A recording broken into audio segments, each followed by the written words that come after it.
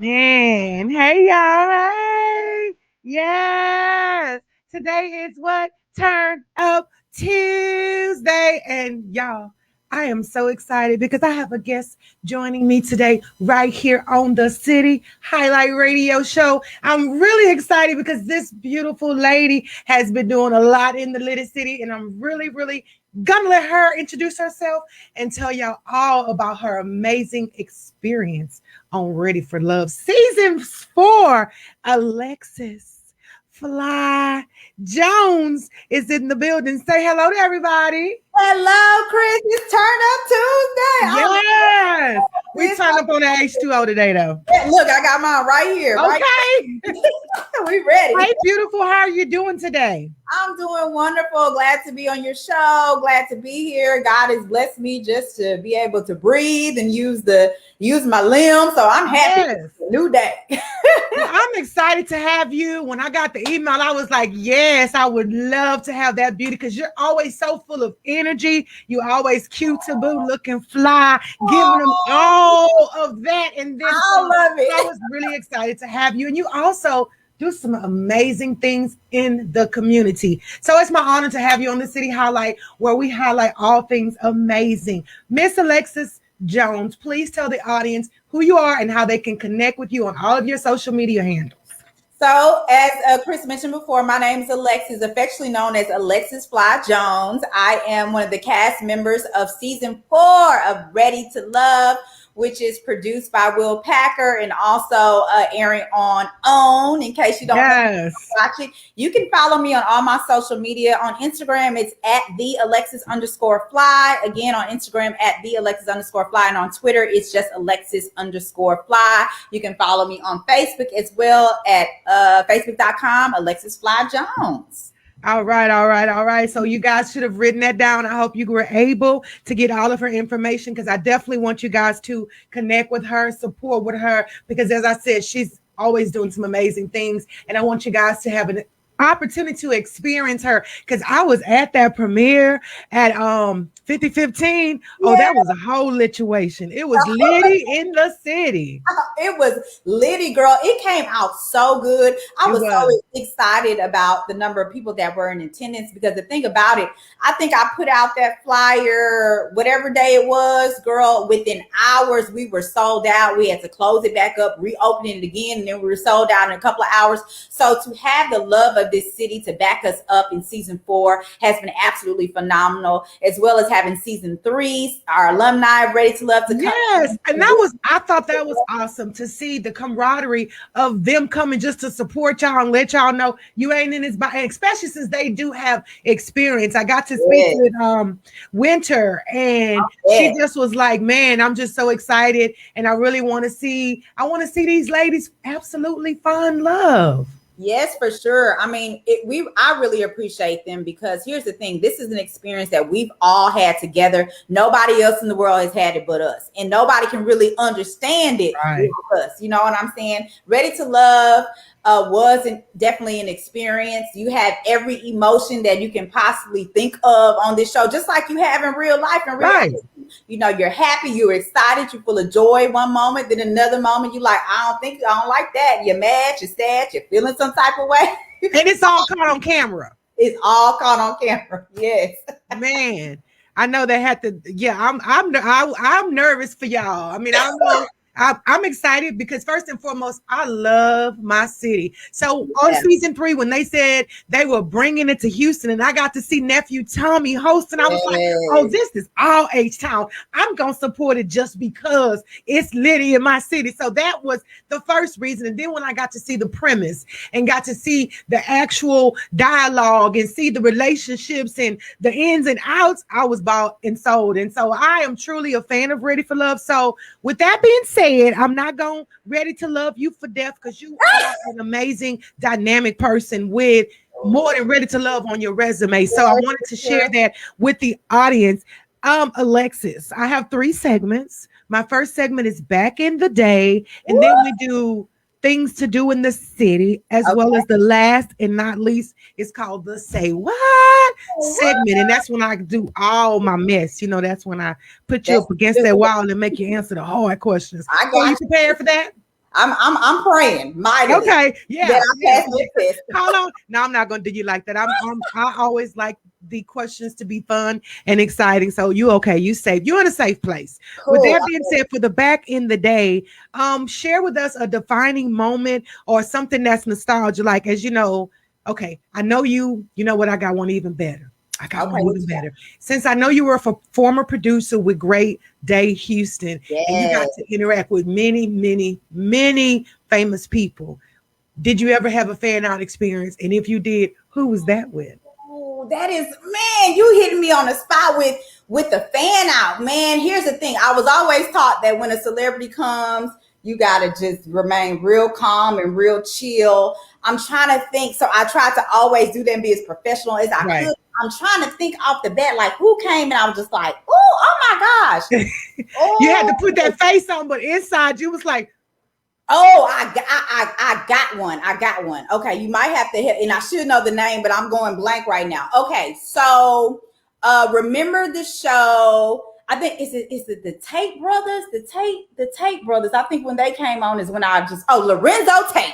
Oh, yeah. Okay. Well, you know, my cousin Shantae, y'all would be battling right now because she is so in love with Lorenzo Tate. Let me say his name right. It's Lorenzo Tate. I'm saying Lorenzo, but it's Lorenzo Tate. You knew who I meant. When he came on the show, because he was one of our, we would get A-list celebrities, you know what I'm saying, but they were kind of a little far in between. And so when I knew that he was coming and his brother along with him, and I was getting ready to produce that, and I got chosen for that, it was a big deal for me. And to have him, and I actually, two of his brothers came on. It was just like, man, this is like A-list. He's well known. Everybody knows him. And y'all, he was so cool, so laid back, so down to earth. So that made it even better. Yeah, it makes it better. Because sometimes, honestly, you with the celebrities and stuff, you never know what you're going to get. And so you have to always just be prepared for whatever. Right. If they saying, hey, I need you to bring me a glass of water, be humble enough to bring them a glass of water. Right. And that, you know, I don't know. I would be privileged to bring it's somebody that I'm really a fan of or really, you know, look up to. I wouldn't feel the way. I know what my position is. And at the end of the day, I was raised that, you know, if it comes to a point where you got to wipe somebody's feet, especially, you know, hey, don't always be humble. So I get that. Always be humble. That's a great experience. Tell me something about little Alexis. If you could go back and speak to, I'll say between the ages of 5 and 17, Alexis, and whisper in her ear a little something, what would that be? I would tell I'm loving this. I would tell little Alexis, 5-year-old Alexis, not to doubt yourself. You can do anything that you put your mind to. And I know I've spent a lot of my life being such a go-getter, but there have been many moments where I'm like, I don't know if I can do this, Lord. I don't know if you call me to this. I don't know if I'm good enough. I don't know if I'm doing my best. But I would tell her that you can, what I'm actually reminding myself now, you know, you can do all things through Christ that strengthens you. And if you put your mind to it, you can make it happen. You have the ability to manifest the things that you want in your life. So don't look at the circumstances around you. You know, just remember what God promised you. And if you focus on the promise, baby, when that warfare come in and when the enemy come in like a flood and tries to, God will set up a standard against him. You know what I'm saying? Yes. I love it. Yeah, that's what I would tell her, is just to hold on to God's promises and stay focused on that. Most importantly, same thing, I'm putting a different context, is that when you are in your promised land, don't focus so much on the giants, because he didn't say there wouldn't be, you know, things that will come against you in that land of promise, but don't be so focused on what doesn't look right when you get to the place that you're supposed to be in destiny. Yeah. Girl, we're about to have church up here. I gotta find me a collection plate. That is so, man, y'all didn't take your pass out, because Miss Alexis is giving us nuggets up in here. Remember, he didn't say they wouldn't form. He just said they wouldn't prosper. Know that you have purpose. And you know what? I'm still on fire for my event I had this weekend. I did a mental health awareness event. May is Mental Health Awareness Month. So I am grateful to have you, because I love it when people speak to the audience and know that, yeah, it's gonna get difficult. Everything may look like it's perfect and packaged perfect, but there are spots, there are things that I had to go through that got me to this point. So thank you so much, Alexis, for being transparent and sharing that. Now we're gonna get into the things to do in the Liddy City. You are a native Houstonian, or you moved here? I am born and raised in the H-Town, baby. All right. I love it, H-Town, sis. So you know about Astro. When I say Astro, you're not clueless in America. Okay. Girl, let me tell you something. I miss Astro, the Astrodome. I mean, it's all of it. That we don't have that anymore. You know what I'm saying? That's actually, you know, when I was trying to get my first boyfriend in middle school, you know, when that's where you go to get him. Yes. Yes, you know, meet me at the front circle once you get in. Meet me at the big circle. Yes, or meet me by Grease Lightning or whatever your Batman, whatever your favorite ride was. Those days, meet me by Grease Lightning. Gosh, that is hilarious. That's definitely a back in the day. Definitely a back in the day. Yeah. Okay, so what's your favorite guilty pleasure? What's the spot that you go to that you know when you there, you so Houston? That's so Houston. Well, I don't know if this is so Houston, but I'm gonna tell you this. I like to shop. Okay, y'all know Alexis likes to dress. You know, dress to impress.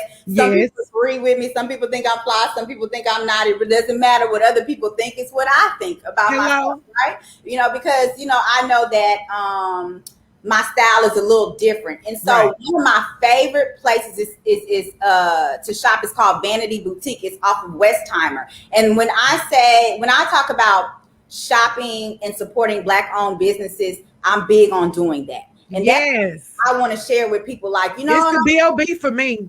Hey, that's what I'm saying. And so if I'm going to shop, I want to shop at places and support people that look like me and help build that economy, and especially female Black-owned businesses. I'm big on that and empowerment. And so, for me, I like to shop, honey. I like to dress. So my personal guilty pleasure is always going to some boutique somewhere off of Westheimer, because there's actually two of them. There's Vanity Boutique and In Style. So if y'all looking for somewhere to go, definitely check those out. Girl, I go in there, be spending all my little coins, honey. I'm always coming out with something. You know, trust me, retail therapy is one of the now. My financial advisor don't agree with me. She don't agree with me. She don't agree. That's my therapist. I know. In my mind, in my heart, the way that internet, when I'm on there, that click and that desk, you know, you put it in the way that feels. Girl. When I pull stuff up out of my basket and swipe my card, it's therapy. I feel good. But you know why it's therapy? I think for women, especially when you are, not just when you are a mother, but I think that you should always do something for yourself, at least once a month. You know, whether it's going, like what I used to do was go, you know, I would get massages. I signed up for a membership for massages one year. I pick something every year that I'm going to do for myself every month, because I deserve that. Right. You know, we're doing a lot in our careers. I'm doing a lot as a mother, and you know, you have to be able to make a space for yourself.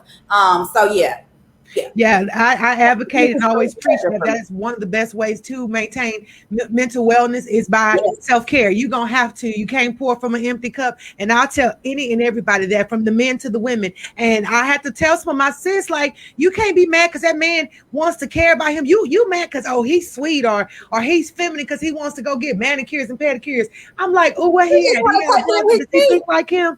Because there's nothing wrong with self-care and maintenance. Now, if you want to put your dresses on, that's a whole nother situation. But a man I mean, I'm just saying. You know, Caitlyn, if he's looking like a little Caitlyn-ish, I get it, sis. But just because a man wants to take time to care for himself, I don't think that should be looked at as negative. And I think something wrong with this. This is how I think of it. If he's taking care of himself, then he should be taking care of you, right? Will he swipe that card? Go sit down and let him swipe that card. That's what I'm saying, baby. Come over here with the card and swipe me too.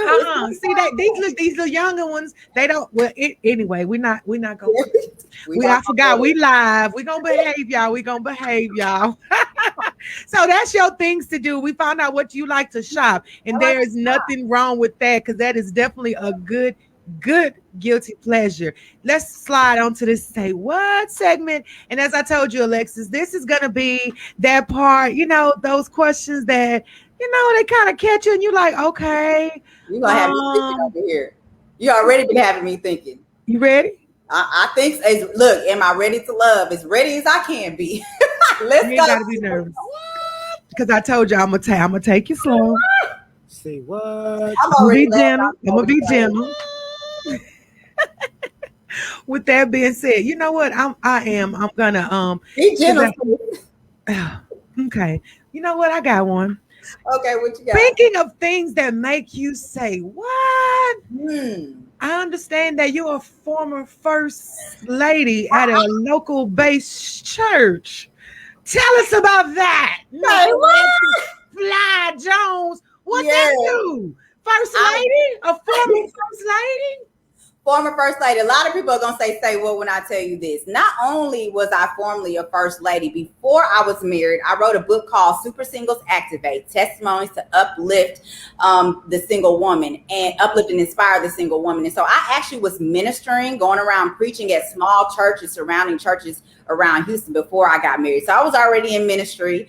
At that time, I was actually known as Evangelist Jones. Oh, I know, y'all. This is hard to believe. It's hard to believe. Okay, come through with the ministry. Hey, I believe that ministry can come in every package. You just got to figure out what your ministry is and what your walk is, and somebody can be saved from that. So there is no kikis here. I'm grateful for that. And that's what it is, Kris. You know, the thing I like to think of now is that no, guys, I have not left the church. I'm not lost in my way. I love the Lord and am very close to him. He has been with me through this process, but I do believe in being very balanced. My thing was, you know, when I was a first lady, I talked about this during my casting special, is that a lot of times, you know, we had or felt like we had to wear masks because we didn't show what we were really dealing with as human beings. And I just simply believe in being transparent, you know, and letting people know what I'm going through, because if I let you know, then that can free you up, right? And so, you know, yes, I was a former first lady, but at the same time, I'm very balanced. I like to hang out. I like to have a glass of wine. I like to enjoy my friends. Right. I am a human. I mean, you're alive. I'm alive. I'm you like to live life. I live, baby. To the fullest.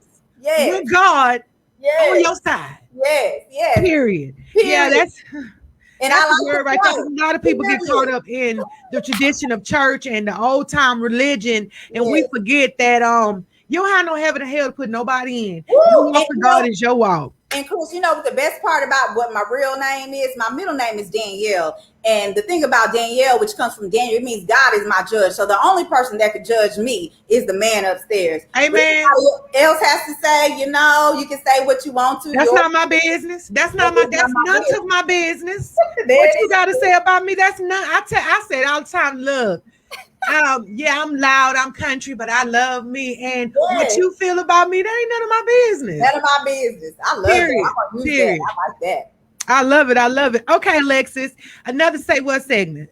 Since you are the founder of Dear Black Son, which promotes the positivity of women who are raising minority sons. Myself, I'm a boy mom. I got one that's 65 who is got NBA aspirations. I got another one who's a grease monkey. He likes all things tinkering with cars. But at the end of the day, some days I got oil on my face. Some days I got my tennis shoes. I'm out there listening to the ski on the court.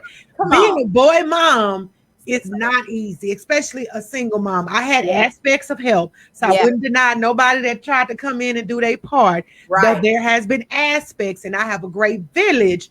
But what is the motivation? Why is it important that you, Alexis Fly Jones, speak to that? Let me tell you why I came up with Dear Black Son. Dear Black Son is actually a short poetic film that was developed after I was scrolling through Instagram, and then the video of Ahmaud Arbery popped up.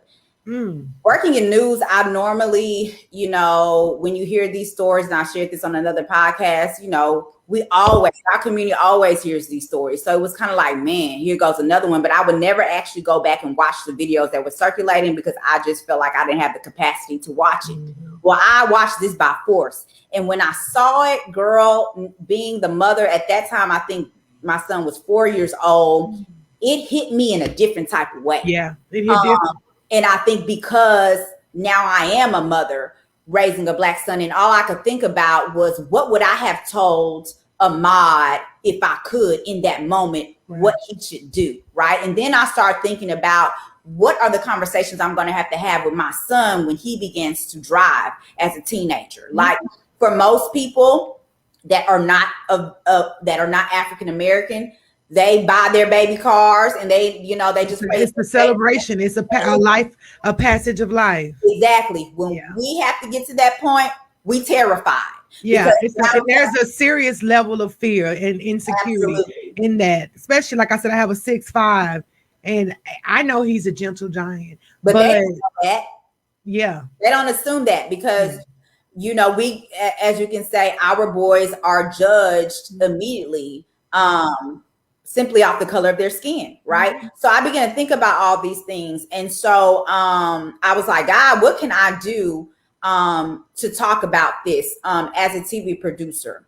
How can I use my gift to make an impact to help maybe possibly save some other boys' lives or help a mother talk to their children about it? Mm-hmm. So bottom line is God literally downloaded the script, the treatment for it. Got my line sisters involved. In case y'all don't know, Delta Sigma Theta Sorority Incorporated. Don't worry, honey. We was gonna close with that. That was gonna come. Delta actually means change, and so being a part of that sorority, I had to think about this. Now, this is not a sorority video, so let me just put that out there. But I did have my line sisters participate, and I came out with that short poetic film, Dear Black Son, which aired actually on Great Day Houston. And it aired on the anniversary on the March of Washington back in 2020. It was the first short film that I executive produced myself, casted it, all those kind of things. And really it's just a message on behalf of a mother to her son about what she feels like he needs to do in order to protect himself. And if the listeners wanted to go back and look at that, is there an option for them to go back and look at it? And how do they do that? Yes, they can go to facebook.com, Dear BLK Son, to watch the video. It's also on YouTube. If you search Dear BLK Son, you will find the YouTube video, but definitely go to Facebook and you'll be able to watch it. And I would love to hear you all's responses to it.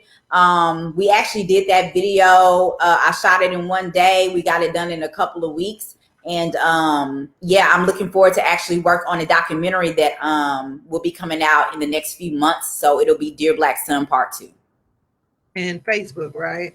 Facebook.com/Dear BLK Son. You can also visit Dear Black Son, DearBLKSon.org, DearBlackSon.org. And Black actually is an acronym for BLK, for Black Liberating Kings. All right. I'm hoping I'm putting it right up there. If not, I'll get the correct information from you in a later date, and I'll upload it to the post so everyone can definitely support dearblack.org. Okay, y'all get the gist of it. I'll fix that. It's hard to do this and do that at the same time, but I'll definitely put a link up there for you guys to access and go and support that, because support. As you know, we can absolutely create change.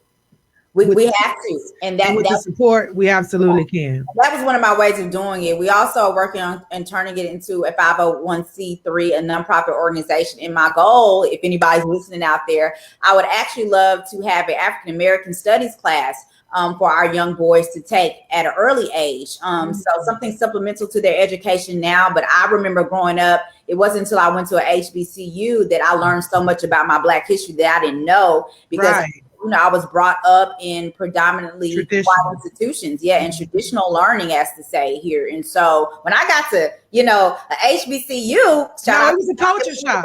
Yeah, it was. I was just like, it was just so many things that I didn't know, and it really changed me for the better. I mean, and I definitely felt empowered. Let me say that.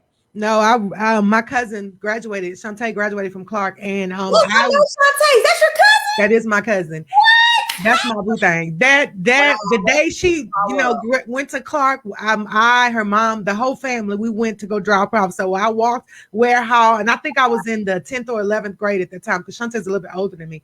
But I was in high school, so, and I remember saying, "Oh yeah, this I'm gonna walk these halls." I decided to do hair instead, so But I remember. Hey, hair's where the money reside. I ain't mad at that. Okay, and trust me, I retired from that, but. Once I started doing it, so I was like, oh yeah, Clark who? Oh, okay.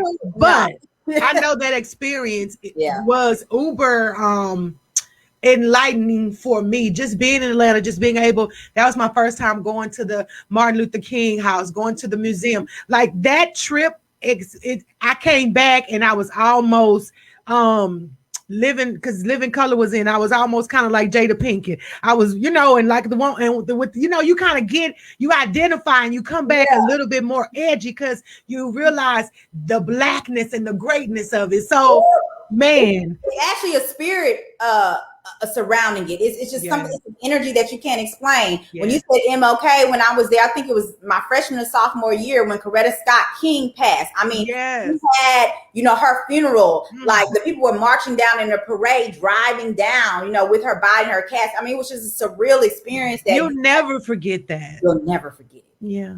Nothing like it. Alexis, this has been an awesome conversation. I feel like we know each other personally. Oh, listen, please reach out to me for anything as far as your Black son. I am really, really, really here for that. As a boy mom, I would love to contribute in any way that I can. I might need to have you in my documentary. Honestly, I'm looking. Come through. Look, I got my little accolades to interview for the documentary and to share, our stories of being single Black mothers. And you don't have to just be single, but we're definitely looking for people that are willing and open to share their stories for this documentary. So, girl, I'm gonna be calling you because I'm gonna need you. Please do. Thank you so much. This is you have such great energy, and I just want to say thank you for being you, because I'm coming off the hiatus of an amazingly emotional event. So I was like, oh, I'm going to take her this week. But it's like, ooh. And I'm glad that I decided to come in the studio and have this interview because my spirit has been blessed. Oh, my goodness. That just blessed me. So you just never know. Because I know sometimes in all transparency, we're in this moment. It's like, oh, I don't want to do this today. And this is what I've learned about these moments, Kris. The moments that you feel like you don't want to do it, those are usually the moments that you should. So be obedient. Yeah, because God has something for you. So just always remember that. Because you're right. I can't look. You're right. We done had so much church up in here. I swear, God, y'all owe us an offering. I'm cracking up because I don't see a lot of church on the show. The thing is, there will be something coming up that you are going to see. I think it's a very powerful scene that hasn't been seen in any of the seasons. A lot of people don't know that Nephew Tommy is a PK. So, I talked about God a lot. That wasn't really the role and the character that they want to show for me, and I'm okay. Y'all got to see the feisty part of Alexis, but what I appreciate about these interviews is that you get to see the other sides of me. There's all kinds of sides, honey. I got the feisty, give it to you, and then I got the God, and then I got, the real calm. You're well-rounded. You're human.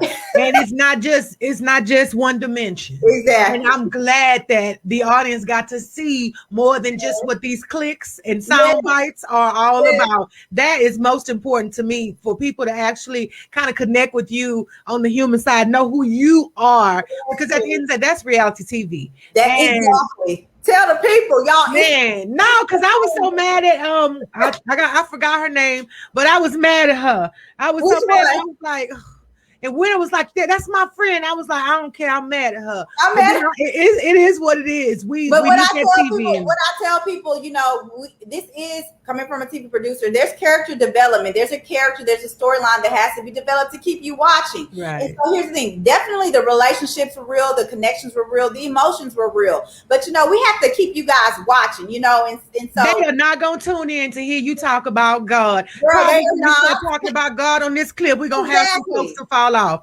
They're not what it is. They're not. That is what it is. We gotta give the people what they want, honey. We want them to tune in. That's right. So you gave them that version of Alexis Fly Sky, and you stayed cute, baby. You gave them something. Them other, I love you to pieces. Thank you so much.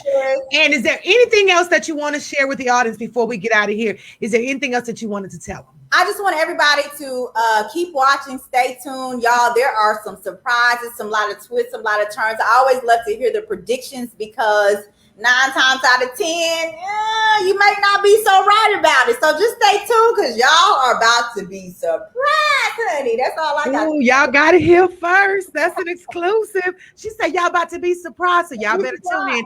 Give them the dates and times, and I know. But just in case somebody been up under a rock and don't know what the room is, and tell them when and where. Tell them when. So Ready to Love airs every Friday night, 8:00 p.m. Central. Okay, so make sure that you our time, 8 o'clock our time. Our time, Central Time, on the OWN network, which is Oprah's network. If you're not sure what OWN is, it's on Oprah's network, baby. So make sure you go and watch it, honey. You know, and feel free to give your opinions and also tweet, because we do live tweeting on Fridays. Okay. And if you tweet me, I'll tweet you back. Okay, so, yeah, cool. Enjoy it. And yeah, it's definitely, I can't wait to see what you guys think as these twists and turns begin to unravel. Okay, so y'all heard that hashtag Alexis Fly. And there may be a little drama, sis. I'm just saying, there may be a little drama coming. That's all I'm going to say too. Well, we're here for the drama. We are here for it. Thank you so much, Love Buck. You have a great day, and we'll see you on Friday at 8 p.m. Central Standard Time. See you later, Gator. Y'all ain't got to get off my live again. This is your girl, Kris. You've tuned into the City Highlight Radio Show right here on the GMT platform. You can catch me every Monday through Friday from 2 until 4, and I go Facebook Live, well, a little bit after 2:45. With that being said, you ain't got to get off my live, but you got to get off my live. Bye.